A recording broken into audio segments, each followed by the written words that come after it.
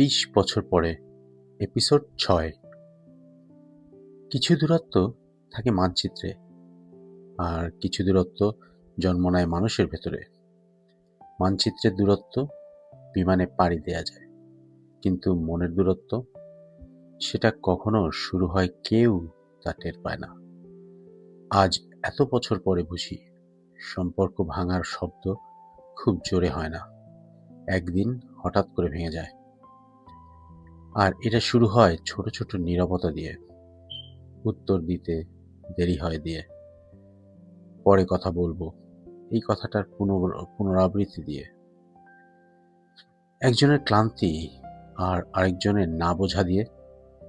আর তারপর একদিন দেখা যায় দুজন মানুষ এখনো স্বামী স্ত্রী, কিন্তু তারা আর একে অপরের সবচেয়ে কাছের মানুষ আর নয়।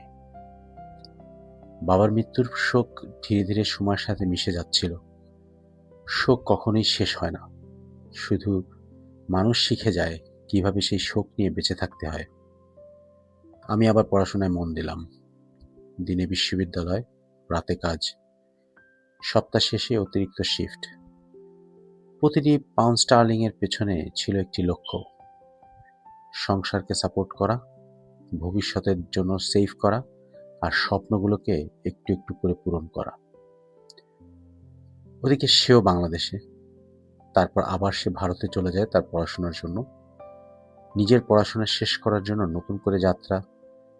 আমি তাকে বলেছিলাম, যাও, পড়াশোনা শেষ করো, আজকের কষ্ট আগামী দিনের শক্তি হয়ে ফিরবে। আমার কাছে শিক্ষা কখনোই খরচ ছিল না, এটা ছিল বিনিয়োগ। তার ভবিষ্যৎ মানে আমাদের ভবিষ্যৎ। আমি তখন এভাবেই ভাবতাম। আমাদের দিন শুরু হতো আলাদা সূর্যোদয়ে। আমি যখন কাজ শেষ করে বের হতাম, তখন তার হয়তো বিকেল। আমি যখন রাতের শিফট শেষ করে ফিরতাম, তখন হয়তো তার দিনের শুরু ক্লাসে। সময়ের পার্থক্য আমাদের কথোপকথনকে বদলে দিচ্ছিল বিভিন্নভাবে। কখনো আমি ক্লান্ত, কখনো সে ব্যস্ত, কখনো দুজনেই অবসন্ন। তবু আমরা কথা বলতাম, কারণ তখনও বিশ্বাস ছিল যে ভালোবাসা অপেক্ষা করতে জানে। এক রাতের ভিডিও কলে সে বলল, তোমাকে খুব ক্লান্ত দেখাচ্ছে। আমি হেসে বললাম, আর কয়েকটা বছর, তারপর সব ঠিক হয়ে যাবে। সে চুপ করে রইল। আজ বুঝি, অনেক সময় মানুষ উত্তর দেয় না, কারণ তার কাছে কোনো উত্তর থাকে না। সেই সময় আমি একটি ভুল করেছিলাম। আমি ভেবেছিলাম অর্থনৈতিক নিরাপত্তা তৈরি করাই একজন স্বামীর সবচেয়ে বড় দায়িত্ব।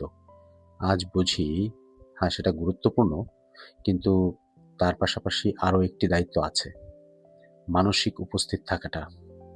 আমি চেষ্টা করেছিলাম, কিন্তু সবসময় পেরেছি এমনটা বলবো না।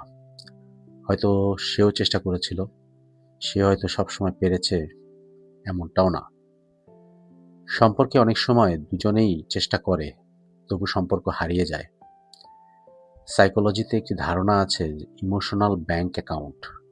প্রতিটি আন্তরিক কথা, প্রতিটি ধৈর্য, প্রতিটি কৃতজ্ঞতা, প্রতিটি মন দিয়ে শোনা একটি ব্যাংকে জমা হয়। আর প্রতিটি অবহেলা, প্রতিটি না বলা কষ্ট, প্রতিটি অসমাপ্ত ঝগড়া সেই সঞ্চয় থেকে একটু একটু করে ভালোবাসা তুলে নেয়। একদিন যদি উত্তোলনের জমার চেয়ে বেশি হয়ে যায়, তখন সেই সম্পর্ক দেউলিয়া হয়ে যায়। তখন বাইরে থেকে সংসারটি টিকে থাকে ঠিকই, কিন্তু ভিতরে কিছুই থাকে না। সেই সময় আমার জীবনও ছিল হিসাবের খাতা। এই মাসে টিউশন ফি, পরের মাসে বাসা ভাড়া, তারপর দেশে টাকা পাঠাতে হবে, মায়ের ওষুধ, সংসার খরচ, তার পড়াশোনার ব্যয়।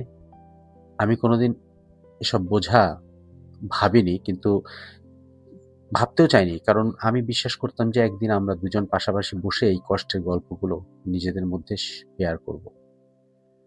অনেক রাতেই মনে হতো তাকে লিখি, আজ খুব ক্লান্ত লাগছে, আজ তোমাকে খুব দরকার ছিল। টাকা নয়, শুধু তোমার একটা কথা, একটা বিশ্বাস, একটা আমি আছি।